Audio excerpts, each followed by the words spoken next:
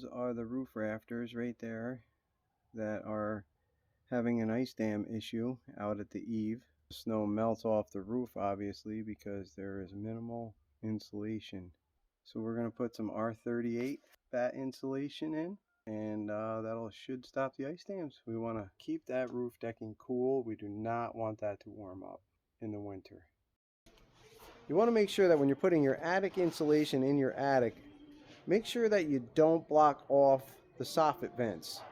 You want to put this stuff here, you want to staple this to the roof rafters using the little tab on the side. They have it in 24 and for 16 on center. So make sure you get yourself some soffit vents, also known as proper vents. But make sure that that is definitely allowing the air to come up through the soffit and to the ridge at the top. You only need to put the first section in. You don't need to keep carrying it all the way up to the top. Now I'm not done yet, but I'm like a quarter of the way. I have that dormer done, and you can see the snow is not really melting on the dormer now. And over here and on the sides, it's starting to pile. It's helping to stop the melt already just by adding the batt insulation on this side. This is a 500 square foot roll. It's in a plastic bag. What I like to do is take a broomstick like this, slip it through the tube,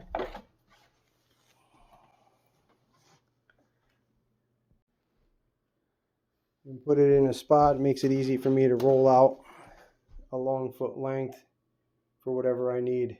I like to take a board like this. I have a channel in mind. Makes it easy for running my knife down through it and keeps a nice straight cut for me. So what I'll do is I'll put my board here, and I'll put my other board at the end where I have the measurement, and I'll roll it out to that, and then I'll cut it off here. And you can really see all the perforations in this stuff. It's nice stuff.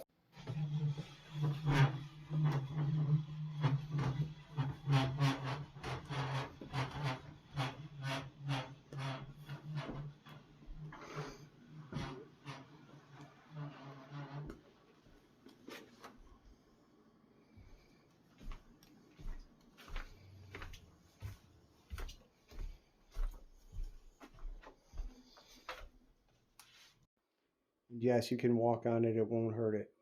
Once I have it in place, you can see I have a nice straight line down there, and I'll just run my knife down it. First I'll cut the edge like that, then I can hold it and cut down the line.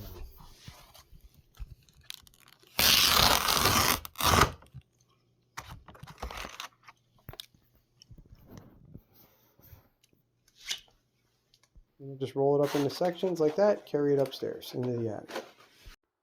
Now as you can see, I have foil just laid over the top of the insulation. It is perforated, so it does not create a vapor barrier. Here you can see all the perforations in it to allow moisture to pass through. And it's on top of the R38.